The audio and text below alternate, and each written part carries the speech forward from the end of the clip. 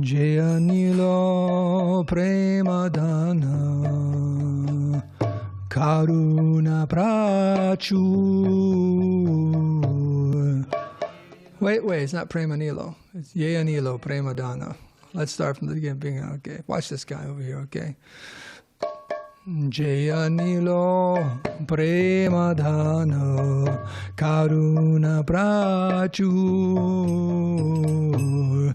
Anilo Premadana Karuna Prachur.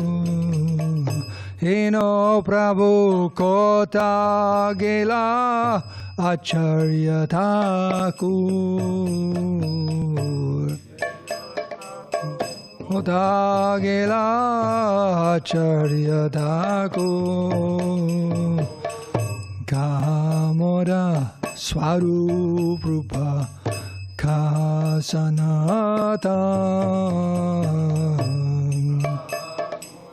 Swarup Rupa Kasanatan. Kahadasa Raghunata Patita Pavan.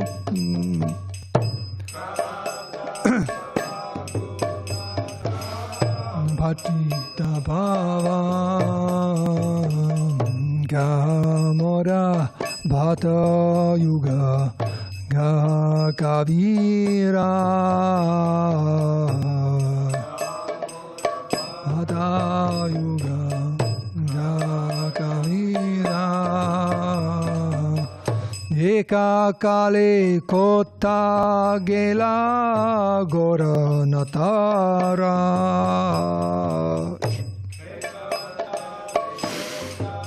Gela Gora Natara. Pashane Kuti Bho Mata Anale Pashibho.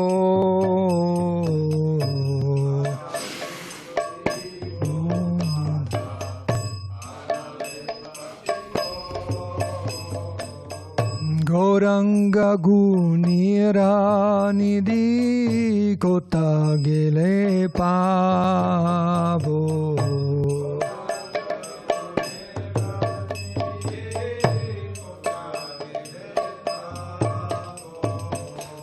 Se Saba Sangira Sange Je Koi Lo Bila.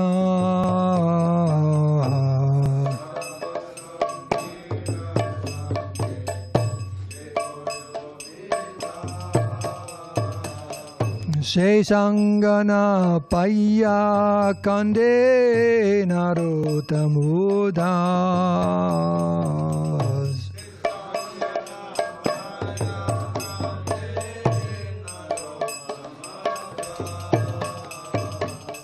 Jaya Nilo Premadana Karuna Prachur.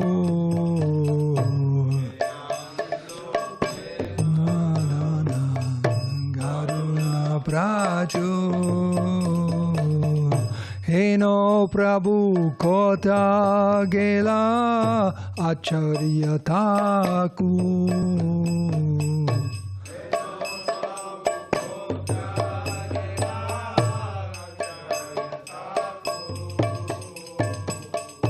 Hare Krishna, Hare Krishna, Krishna Krishna, Hare Hare, Hare Rama, Hare Rama, Rama Rama, Hare Hare.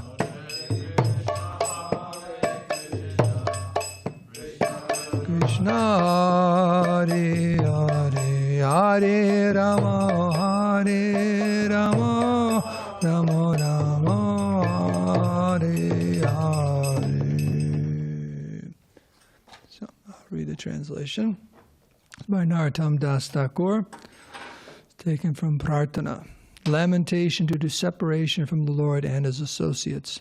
Who has brought the treasure of divine love and who was filled with compassion and mercy? Where is such a personality as Srinivasacharya gone? Where are my Sup Damodar and Rupa Goswami? Where is Sanatan? Where is Raghunath Das, the savior of the fallen? Where are my Raghunath Bhatta and Gopal Bhatta? And where is Krishnadas Kaviraj? Where did Lord Gauranga, the great dancer, suddenly go? I will smash my head against the rock and enter into fire.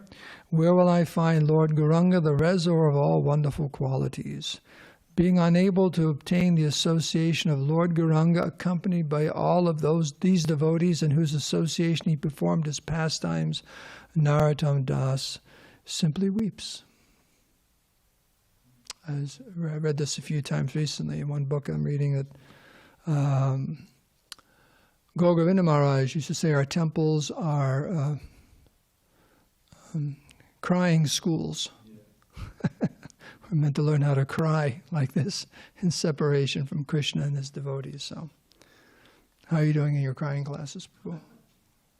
Are you in that level yet? The crying classes? Okay, maybe next year you can enroll.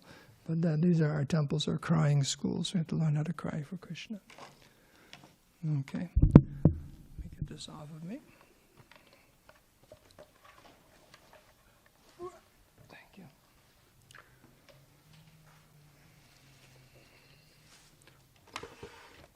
So read some pastimes of Ahirama Thakura, and then I think we'll have some time for the Srimad Bhagavatam. Is that okay? Okay. Om Namo Bhagavate Vasudevaya. Om Namo Bhagavate Vasudevaya. Om Namo Bhagavate Vasudevaya. Om Agyantimarandasya Gyananjana Salakaya Chakshur Unminitam Taismai Sri Gurave Namaha Shri Chaitanya Manobhistam Stapitam Jena Bhutale Swayam Rupa Kadamayam Dadati Svapadandikam Sri Krishna Chaitanya Prabhu Nityananda Shri Advaita Gadadhar Shivasari Gaur Bhakti Vrinda Hare Krishna Krishna Krishna Hare Hare Hare Rama Rama Rama Hare Hare Banchikapatarubhascha Kripa Sindhu Bevacha Patitanam Bhavani Bhyo Vaishnavi Bhyo Namo Namaha. So, by your good wishes and prayers, ardent prayers, I'll try to say a few things today. So, this is the disappearance day of Sri Abhiram Thakur. He was also known as Abhiram Gopal and also as Ramdas Abhiram Das, who was previously known as Sridham, a Gopa during Krishna Lila, one of the principal Gopas. So he was known as Ramdas Abhiram Das. This is right here. So that painter was Ramdas Abhiram Das. Mm-hmm. He was a Gopa during Krishna Lila, is renowned as Abhiram or Ramdas. He was the favorite of Nityananda Prabhu. Can you imagine being the favorite of Lord Nityananda? Very special devotee.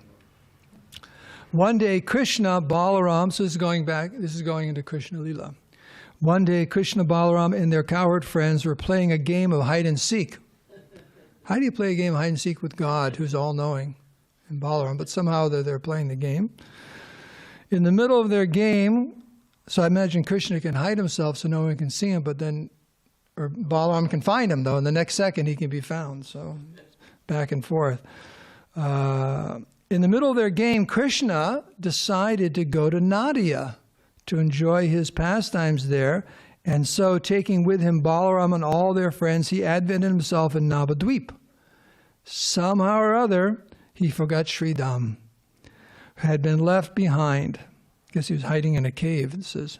Left behind, and sent Balaram as Nityananda, who found Sridham and told him, "Come on, we're all going to Nadia to play there." Sridham asked, "Who are you?" "I'm your Lord Balaram. Can't you recognize me?" You can't be my Lord Balaram. You're too small." It says, in the age of Kali, the measurement of the body is 3.5 hands, whereas in Dwarpa Yuga it is 7 hands, so about twice as big. If you don't believe me, then take off running, and if I can't catch you within 10 paces, then you'll know I'm not Balaram. So even though it's very small, I said, go ahead. Sridham took off running. But Nityananda Prabhu immediately caught him. But now Sri Ram told him, now I don't know who wrote this. Should I just read it? Sounds like it's like from Southern California. Well, he says, now looky here. You dudes left me behind. So I ain't going with you to Nadia, wherever this joint, whatever this joint is called. That's what it says here. I don't know who wrote this. So he said, you Prabhu, you all left me behind, so I'm not going to Nadia. He was upset, right there, or wherever this place is. And Nityananda Prabhu kept coaxing him, but Sri Ram was adamant. He didn't want to go. He felt really upset. Can you imagine that you're playing with your friends and they all just disappear on you? Then they come back and say, come on. I said, well, you just left me. So he's upset. The point is, he said, it's important to understand this. He's upset. Nityananda Prabhu kept coaxing him, but Sri Ram was adamant. Finally, what he did, he manifested an expansion of himself, Ram Das, who agreed to go. But Sri Ram still wanted to remain behind as his feelings were greatly hurt. Ram Das was also dissatisfied and very prone to anger, because that was the mood of the expansion. So, when Nityananda Prabhu's first child was born, Abhiram Thakur came to offer his obeisances to the child, who died on the spot. In this way, 7 of Nityananda's children had to depart from this world just after taking birth. So he came, paid his obeisances, the child died. Okay. Finally, a daughter, Ganga Devi, was born to Nityananda and Vasudha Devi. When after offering obeisance to this child, Abhiram Thakur saw that the baby was unaffected, and he exclaimed, this time we haven't been deceived. Then he immediately composed 100 verses in praise of Ganga Devi. When Virachandra Prabhu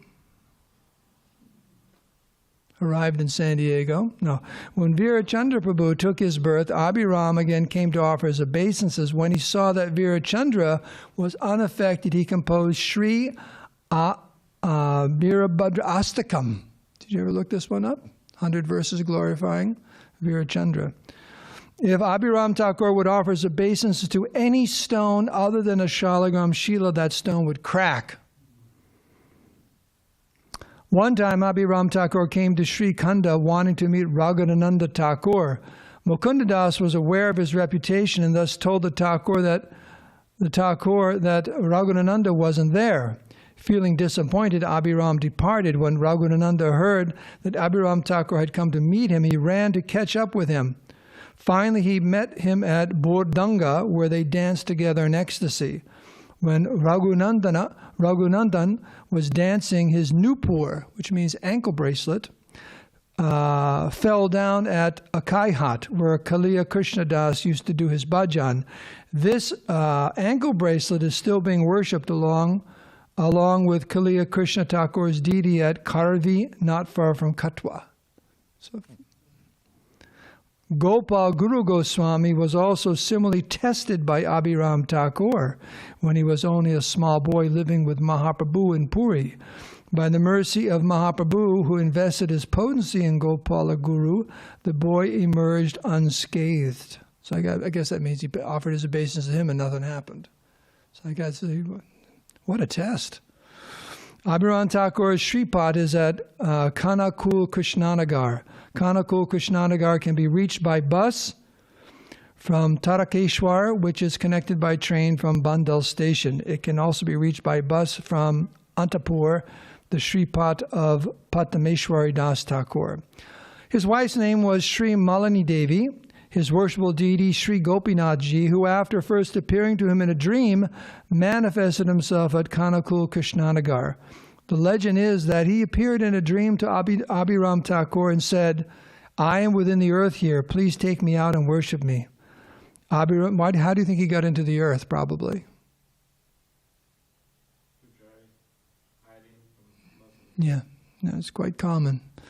There you go. Abhiram Das excavated in that place and found within the womb of the earth the all-enchanting form of Sri Gopinathji. That place where the deity was found became known as Ram Kund. In the place where Sri Gopinathji had vented himself, a lake was formed, and the water contained therein was sweet as nectar. Whoever bathed in or drank that water became beside himself with ecstasy. Thereafter this land became famous as Ramakund.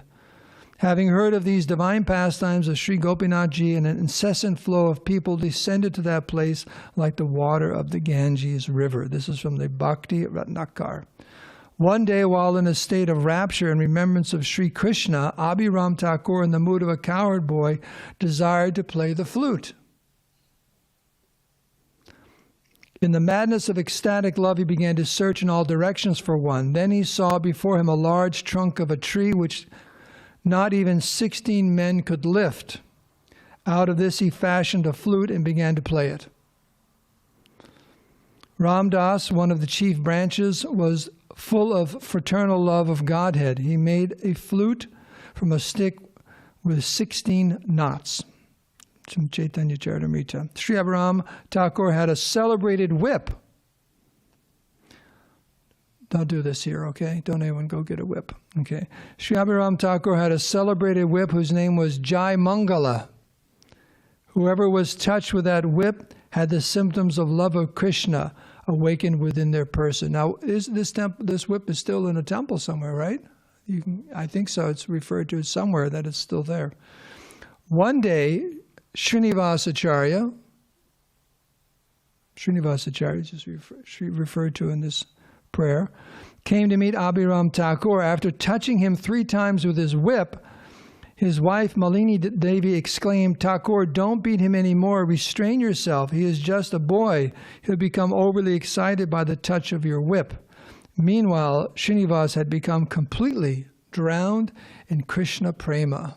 He had an overload because he got whipped 3 times. That one's enough. When Sri Gaurasundar ordered Nityananda Prabhu to preach in Godadesh, Bengal, he sent with him Sri Ram Das, Sri Gadadhar Das, and others. The atheist trembled in fear at the sight of Abhiram Thakur. Now that's not because he had a whip, okay? Because he was such a great learned scholar of the scriptures and such a great devotee. According to the desire of Nityananda Prabhu, he married. His disappearance is on the 7th day of the dark fortnight of the month of Chaitra. That's today. The descendants of the disciples of Abhiram Thakur are still living within the districts of Hooghly and Bankura at Krishnanagar, Amta, Vishnupur, and Kotalpur. Okay, Sri Abhiram Thakur ki jai. So, what was the name of his whip? Jai Mangala. Okay. I need a book.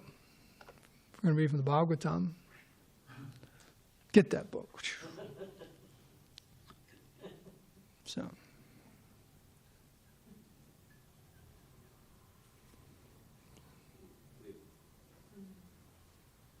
Did everyone see this?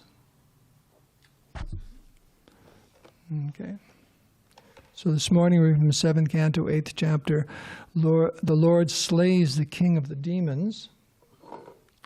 This is, we'll do text 31.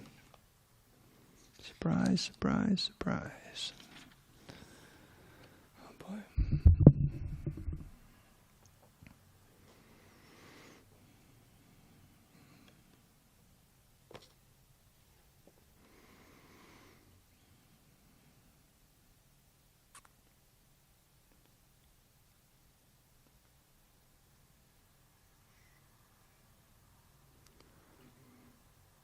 Okay, I guess we do a word at a time. Some pretty long words here. Okay. Nakankuro patita. Hrit. Sororuham. Visrija. Tasyanucharan. Udayudhan. Ahan. Samastan. Naka, Shastra, Panibir, Durdanda, Yuto, Nupatan, Sasrashaha.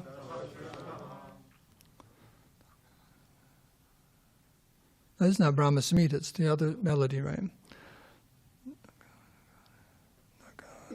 Nakanukorot patitahrit soruham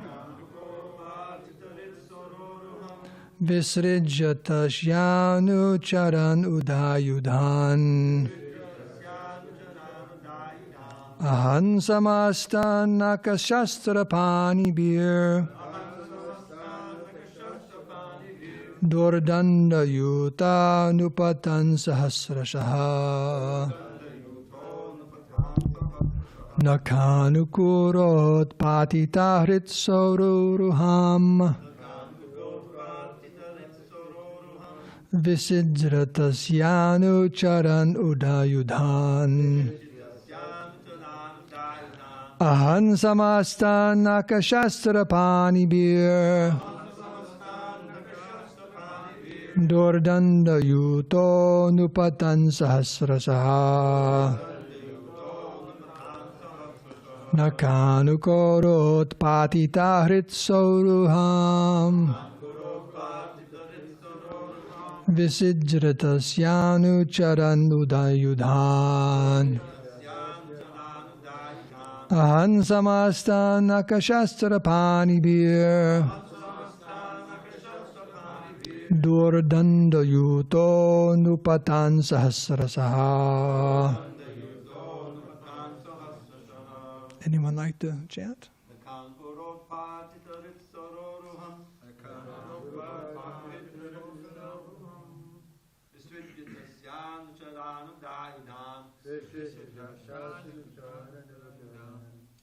Aham samastan nakashastra panibir Dordanda yuto nupatan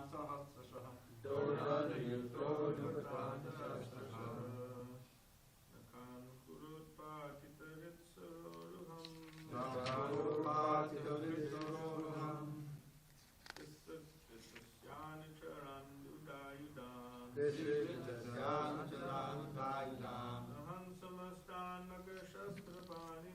Aham samastan nakashastra panibir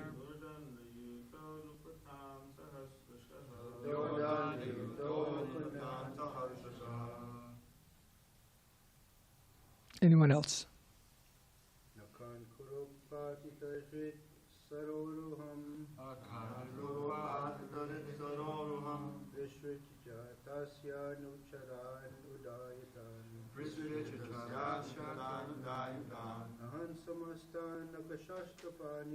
Ahan samastan nakashastra panibir Dordanda yuto nupatan sahasrashaha.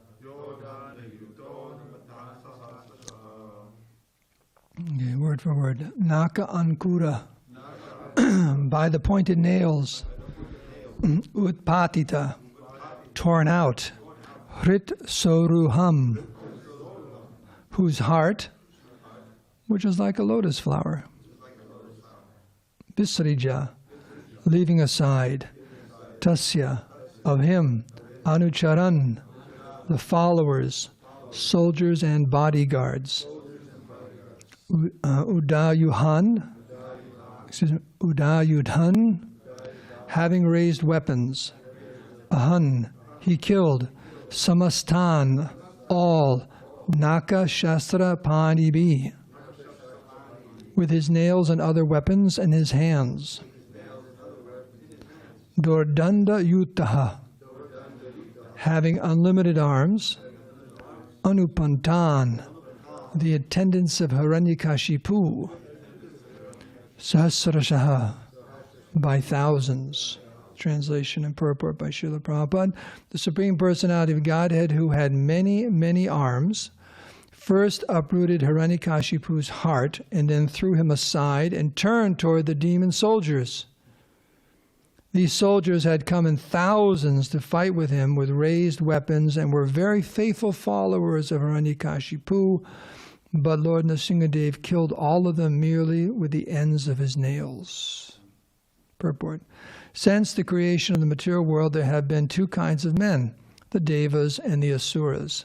The Devas are always faithful to the Supreme Personality of Godhead, whereas the Asuras are always atheists who defy the supremacy of the Lord. At the present moment, throughout the entire world, the atheists are extremely numerous. They are trying to prove that there is no God and that everything takes place due to combinations and permutations of material elements. Thus, the material world is becoming more and more godless, and consequently, everything is in a disturbed condition. If this continues, the Supreme Personality of Godhead will certainly take action, as he did in the case of Hiraṇyakaśipu. Within a second, Hiraṇyakaśipu and his followers are destroyed, and similarly, if this godless civilization continues, it will be destroyed in a second, simply by the movement of one finger of the Supreme Personality of Godhead. The demons should therefore be careful and curtail their godless civilization. They should take advantage of the Krishna conscious movement and become faithful to the Supreme Personality of Godhead. Otherwise, they are doomed. As Hiraṇyakaśipu was killed in a second, the godless civilization can be destroyed at any moment. Om Agyantimirandasya Gyananjana Salakaya Chakshul Unminitam Ninataismai Sri Gurave Namaha. Srimad Bhagavatam Ki Jai. So, the Supreme Personality of Godhead, who had many, many arms, first uprooted Hiraṇyakashipu's heart and then threw him aside and turned toward the demon soldiers. These soldiers had come in thousands to fight with him with raised weapons and were very faithful followers of Hiraṇyakashipu. But Lord Nṛsiṁhadeva killed all of them merely with the ends of his nails. So, one thing I heard that after Lord Nṛsiṁhadeva pulled the heart of Hiraṇyakashipu out of his chest, he threw it across the room. That's in another Purana. He was really upset. He didn't pick it up and go. He just threw it. Just throw the thing. Just pick it up and threw it across the room. That making a statement. He was really angry. And let alone as described in the previous verse. I mean, these verses are after the operation, what happened. But he took out the intestines and put them on his garland. Looked very beautiful. He's just getting blood all over he's very angry. So, and one point in this verse is just see how, although very, very foolish, and his followers and the soldiers, they were Kshatriyas. This was their master, and he had been attacked, and they immediately, without a thought, were ready to sacrifice their lives to avenge him. The protecting's over. I mean, they couldn't protect him, but to avenge him. And they came by the thousands of them rushing on the Lord Nṛsiṁhadeva, but he just very easily, it says, with his nails in the verse, but in the word for it also says other weapons. And it says here, it was hundreds or thousands of arms. Unlimited arms. Just manifesting them all. Just it was like the ultimate weed whacker, Just everyone just flying, it was just gone. Just like Lord Parashuram was like that too. Right? Just you see that beautiful picture in the 9th canto of the Bhagavatam, the pastimes of Parashuram. Just cutting right through the army, just like with his axe, with his chopper. Parusha means chopper or axe. What did he do 22 times? Did he kill the Kshatriyas? I don't necessarily know if it was waiting for generations. Just different times he kept doing it because it just. Right. No, I think it's like that. And just a devastation. If Krishna wanted, the point of the purport is, if Krishna wants to devastate things and end things, he can do it very quickly. Prabhupada says here in the purport,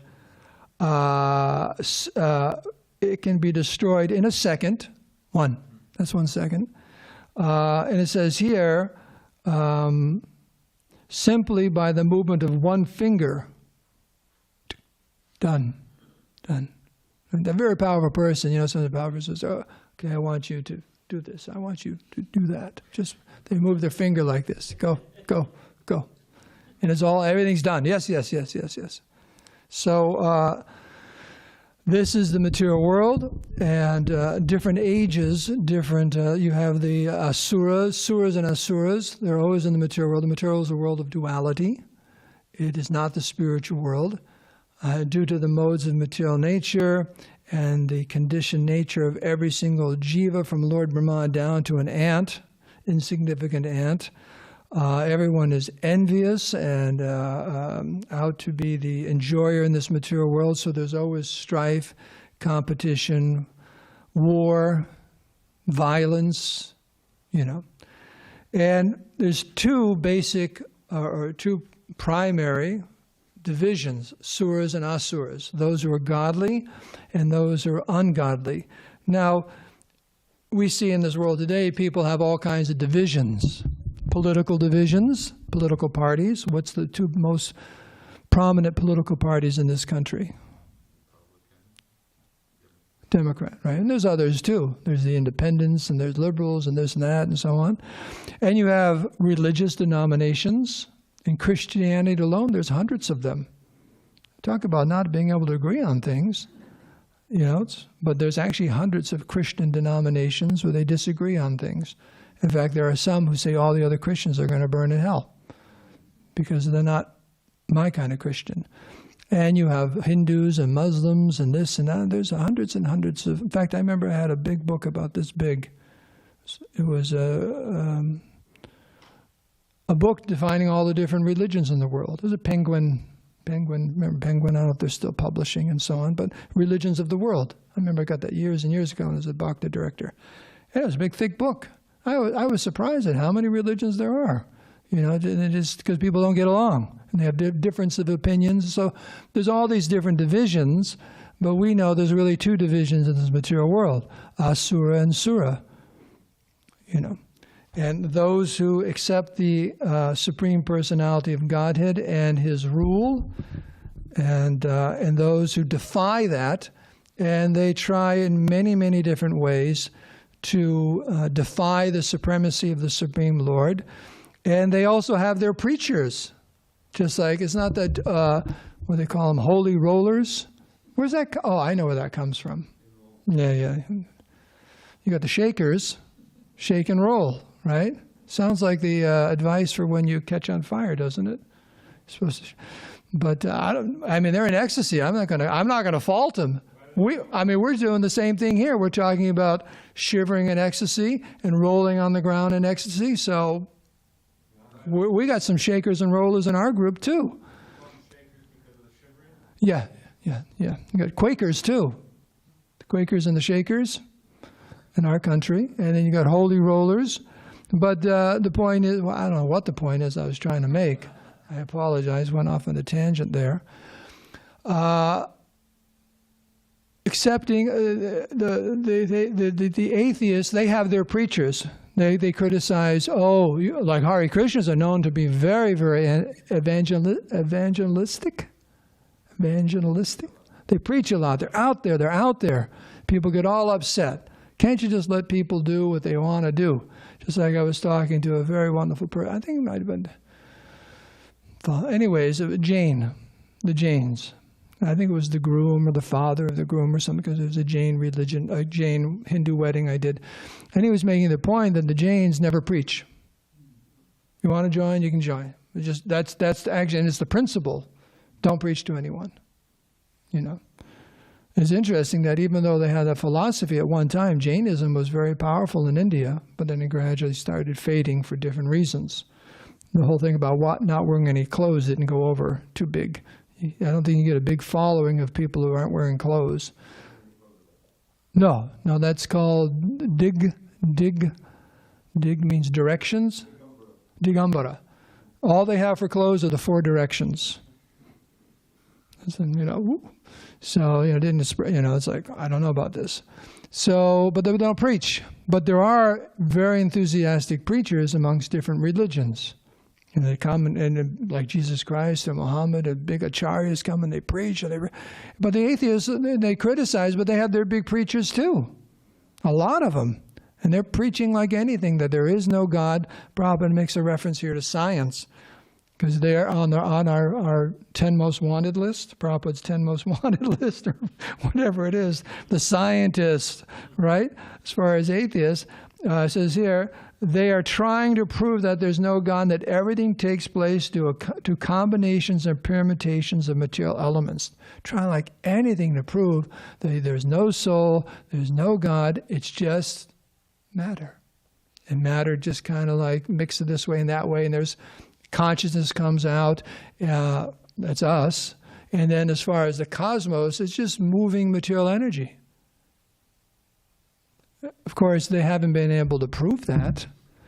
And the fact the more and more they analyze on a cosmic level or a atomic level, if you will, it doesn't make any sense. Material nature is too complicated. Matter cannot organize itself, either in the cosmos or in within us as consciousness. But they're trying like anything. They're trying like anything. There's one of the origin tapes, I remember Sariputta said he was speaking with a Nobel Prize winner who came to visit him in San Diego, and he was asking about missing links. You know, he was discussing that one of the chapters in Origins magazine about evolution. The idea is that we, evolves, natural selection and so on, going from one species to the next. And there's a lot of changes that have to take place, whether you want to talk about the structure of the everything, the brain, whatever.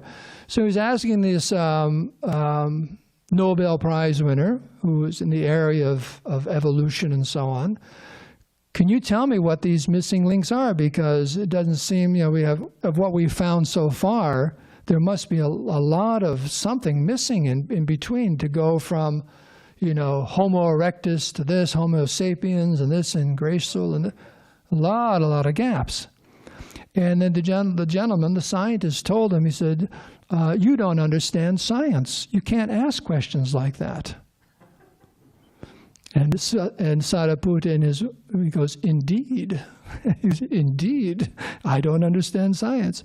The point is, he said, it's too complicated. This is what the Nobel Prize winner said. It's too complicated. You don't understand science. You can't ask those questions. Now, talk about a smokescreen. Talk about a smokescreen. No, science means you analyze and you understand things and you have a rational explanation for what's going on. That's what science is. Scientism is something else. That's another topic. It's 8:31 already. But they have their preachers. And they're saying all kinds of things, and people are falling for it. Hook, line, and sinker, if you don't mind being referred to or compared to fish. Like that. They're falling for it big time. Why? Because it's promising a life of unlimited sense gratification. Right? Look what they've done for us. All this wonderful sense gratification. But the problem is, if you look behind the scenes, just like I always remember, there's a verse in the second canto. It says, behind the beautiful smile of Maya are the jaws of death. So just look behind. So behind all this big arrangement in the modern world for happiness and sense enjoyment, we have a population of very, very unhappy people. Really? Okay, that's interesting. That's one way to get rid of everyone. But, the amount of antidepressants and this and that and drugs and, intoxication and just whatever, people are very, very unhappy if you analyze it. So it's very, very unfortunate. And Prabhupada's saying here, similarly, if this godless civilization continues, it will be destroyed in a second. In other words, we try preaching, but if no one takes it, things become so bad that Krishna comes and yada hi dharma saglanir bhavati bharata, he straightens everything out. That's Kalki. Things get so bad at the end of Kali Yuga, Krishna just comes and straightens it all out and Satyuga starts. Just like if all of you went crazy, the Brahmacharya ashram just went crazy, partying all night and this and that, and Balaram has to say, come on, cut it out. Stop it right now. You can't party like this. Everyone get to bed. Someone who's in charge comes and says, just stop it. Right? So Krishna just says, stop it. It's his world. It's not ours. See, that's the whole thing. What is asura? It's my world. It's for me. What is that? The world is my, what is that famous verse? Oyster. God, what a thing to pick, an oyster. Can you say a mango or something? The world is my oyster. Where is that from anyways? Who said that? Probably someone in New England, right? The world is my oyster. You know, yeah. You know, I do whatever I want to do. Isn't that what you preach to people? Oh, no, I want to do whatever I want to do. Wherever the wind bloweth, I goeth. There was one devotee who left many years ago. Maharaj, he was in Detroit, and he left a little note: wherever the wind bloweth, I goeth. In other words, just go and do whatever. But you can't do whatever you want to do. At every single moment, we're being controlled. Time is crushing us. Here's a nice example. I'll end with this, okay, because we have to end. Here's a wonderful analogy about this material world. You maybe heard this before. Chaitanya Charan, he wrote it. I don't know if he came up with it, but he said, well, you know, sometimes life is compared to a movie, okay? The thing is, it's a movie which is actually a tragedy because, you know, you have a movie and the hero gets killed. Is that a tragedy? Yeah, the hero, okay. So the point is, we're all in a movie, and guess what happens to us? We all get killed in this movie, okay? But the thing is, if you slow the movie down, because usually a movie is what, like hour and a half, 2 hours? If you slow it down, it doesn't seem, you forget about that ending. So that's what we're doing. Our life, everything's kind of slowed down, and we forgot what the end is going to be. But the end is, we get killed. So we're enjoying it because it's slowed down, but actually, you know, just like sometimes in the movie they have like a train over here coming up the mountain and a train over there coming up the mountain. And you go, I know what's going to happen. And they're doing all kinds of things on it, but you know, there's some foreshadowing there in the plot that those two trains are probably going to run into each other. And one probably has a nuclear bomb on it or something, right? That's usually something, or a chemical that's going to hit, the whole world's going to get destroyed. And what's going to happen? But it takes about 2 hours for them to finally collide. So the whole thing is, why can we go on in this material world? We know the story. The story is we all get killed. When that's going to happen, do you know? No way. Right. So, because it's so slowed down, we just forget about it. Oh, another day, another day, another day, another day. It's only because the film has slowed down. If it was on its regular speed, and that's why the self-realized souls, spiritual people, they see the real speed. They see it. Oh yeah, you're going to die. You're going to die. I'm going to, and therefore their whole outlook on this material world is completely different, and they preach.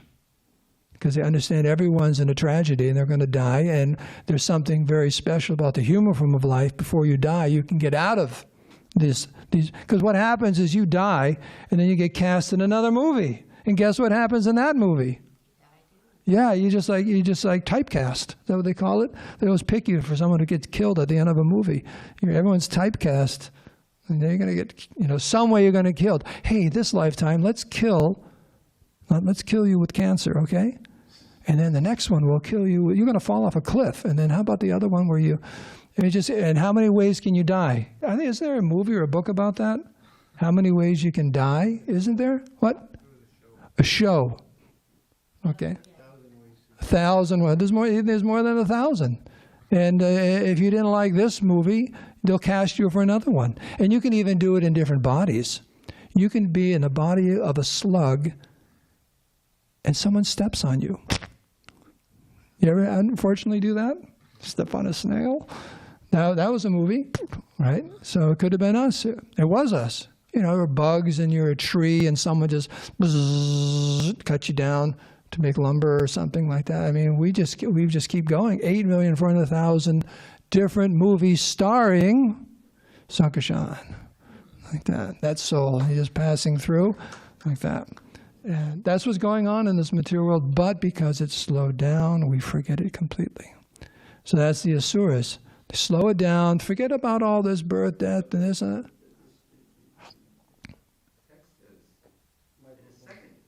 In a second, Krishna can do it. Krishna will do it in a moment, like that. So it's a warning. Take it or leave it. It's a warning. Just like you have the example about Balaram and the brahmacharis upstairs. He could say, hey, come on, give a warning. I'm warning you. Quiet down. It's after 9 o'clock. Everyone's got to get up for Mangalartik. He gave a warning, and they keep going. So what happens? Just like Prabhupada said, what is that? I warn you once, I warn you twice, third time I take off my shoe. Like that, whack. So Krishna's, he likes that.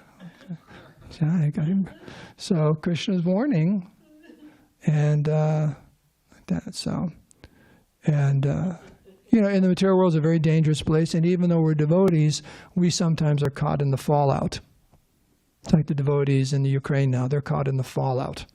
Very, very difficult for them. Very, very difficult. But don't give up the faith. Krishna, just like Prahlad Maharaj, Lord Nṛsiṁhadeva came and saved him. So Krishna will save us all in many different ways. One is faithful. But and Krishna's finishing off the demoniac civilization is actually for their own good. If you're doing something destructive and someone stops you, even though you don't like to be stopped, it's for your own good, right? Just like Virachandra, he's out there having breakfast, and he has 20 glubjamins on his plate. And I'm saying this because it's never going to happen with him. But he has 20 glubjamins on his plate, and Balaram says, Prabhu, I don't think you should eat all 20 glubjamins. It's not good for you. Right? You just say, it's not good for you, don't do it. So that's what this is. Krishna just comes and personally or through the material nature. Why do you think there's so much turmoil and violence in the world today, and they're just big leaders in countries, we're going to bomb you, we're going to bomb you. Now they're online, they're having if there was a nuclear explosion, what would it do in this, how would it affect? They're revving up all this fear.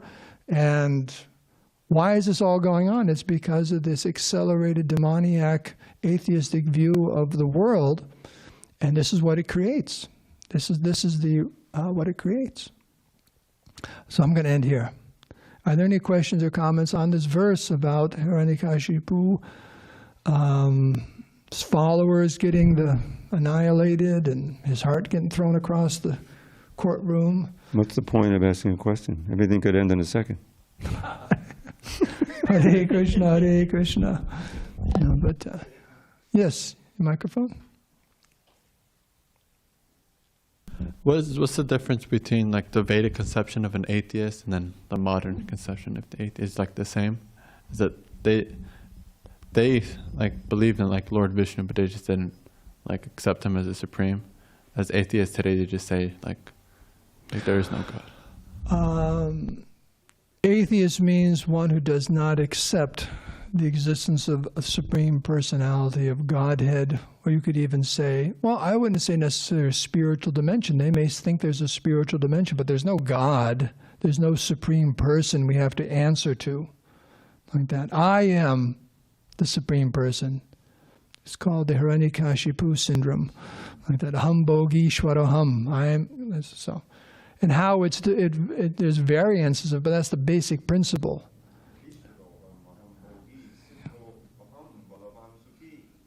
Right, perfect, powerful, and happy. Yeah, so,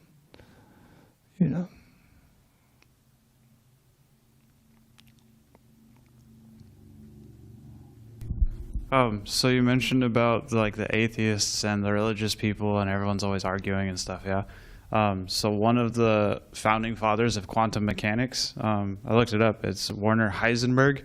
He said the first gulp from the glass of natural science will turn you into an atheist, but at the bottom of the glass, God is waiting for you.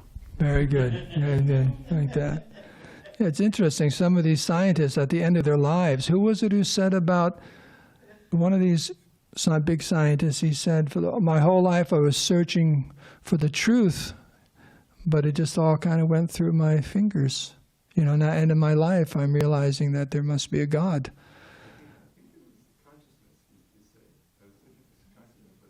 Yeah, just all as far as spirituality, it just, I'm realizing it just, I don't know. I just do not know. Yes. So we can end here, is that it?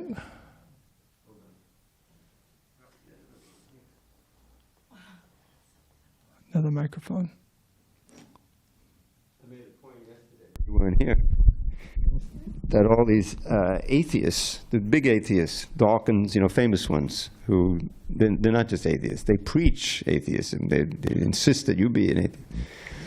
That practically, there was an article I read some years ago. It's feeling like the main 5 or 6, who are very famous, and to a man, and they're all men, they have some scandal in their lives. In other words, they try to cash in because they're famous. That means they're going to get some money, And they had, either they cheated on their wives or they did this or that because there's no basis of morality. They're so convinced of that.